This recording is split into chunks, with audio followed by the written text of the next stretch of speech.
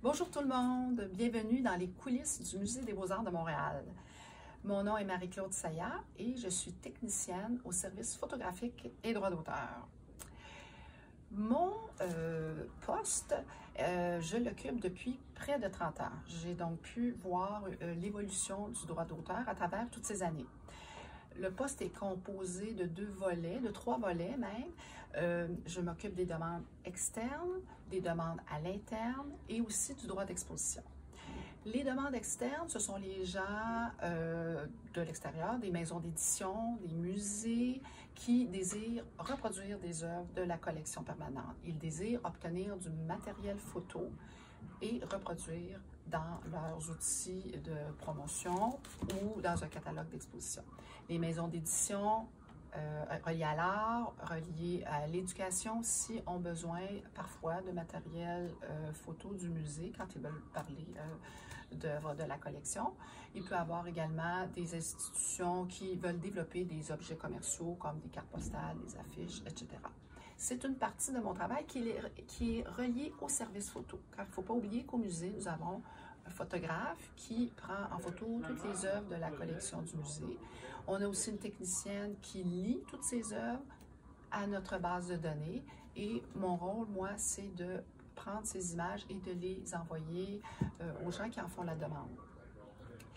L'autre volet, c'est que je m'occupe des droits d'auteur pour les différents services du musée.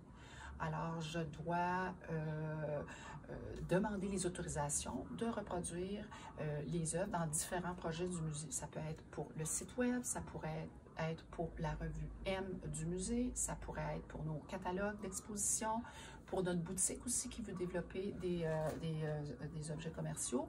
Donc, ce sont tous là des aspects divers de mon travail. Et il faut dire que le droit d'auteur ne vient pas avec l'acquisition des œuvres. C'est-à-dire qu'au musée, vous le savez, on acquiert des œuvres, on en achète ou on en obtient en don par les artistes ou en don par différents donateurs. Mais lorsqu'on obtient les œuvres, on n'obtient pas de facto le droit d'auteur. C'est pourquoi on doit demander les autorisations à chaque fois qu'on reproduit une œuvre, à moins qu'on ait eu déjà des ententes avec les artistes. Mais ce n'est pas pour toutes les œuvres qu'on a ces ententes. Un autre volet de mon travail, c'est le droit d'exposition également, car depuis 88 au Canada, une œuvre qui a été produite justement après 88 est sous droit d'exposition, et donc on fait le tour des œuvres qui sont exposées et on voit à régler la question des droits avec les artistes et les successions. Qu'est-ce que c'est que le droit d'auteur? Certains se le demandent et certains se grattent la tête parfois. Alors, c'est une loi qui protège des œuvres d'art, qui protège des œuvres uniques produites par un artiste. Ces œuvres-là, ça peut être évidemment des œuvres en 2 dimensions, des sculptures, des objets en art décoratif, des chansons, un texte. Alors, le droit d'auteur protège ce type d'œuvre pour une durée de la vie de l'artiste et 50 ans après sa mort ici au Canada. Si vous êtes aux États-Unis ou ailleurs en Europe, le droit d'auteur dure jusqu'à 70 ans ou même parfois 80 ans après la mort de l'artiste. Mais ici au Canada, c'est d'une durée de 50 ans après la mort de l'artiste. Les compétences qu'on doit avoir pour faire ce travail, eh bien, elles sont diverses. Pour ma part, puisque j'ai commencé il y a bien longtemps, j'ai à l'époque fait un bac en histoire de l'art et une maîtrise en muséologie. J'ai eu donc une formation assez large. Aujourd'hui, une personne qui occuperait ce poste pourrait avoir une formation en propriété intellectuelle ou en droit, et ce serait certainement un atout. À l'époque, le droit d'auteur était moins à la mode, je pourrais dire, était moins tendance, et je me suis donc formée avec des séminaires, des formations données par la Société des musées québécois, par exemple, et avec beaucoup de discussions avec les collègues des différentes institutions. Maintenant, ça prend également peut-être un peu de curiosité. Il faut être un peu Sherlock Holmes, car trouver les ayants droit de certains artistes n'est pas toujours une chose facile. Certains artistes nous quittent sans laisser de traces, ont un peu oublié, n'ont pas de famille. Donc, avant de retrouver qui détient les droits, ça peut être un peu long. On doit faire des recherches sur le web ou contacter des galeries, d'autres institutions qui détiennent des œuvres. Ça prend également un peu de psychologie, car parfois on a des contacts avec la famille. Il y a des sujets sensibles qui sont abordés. Des fois, l'artiste vient de décéder ou on veut utiliser l'œuvre pour un article qui parle d'un aspect de l'œuvre de l'artiste que la famille ne veut pas trop mettre en évidence. Alors, il faut savoir parfois écouter et être fin psychologue. Il faut aussi de la patience. On n'obtient pas des réponses toujours aussi rapidement qu'on l'aimerait.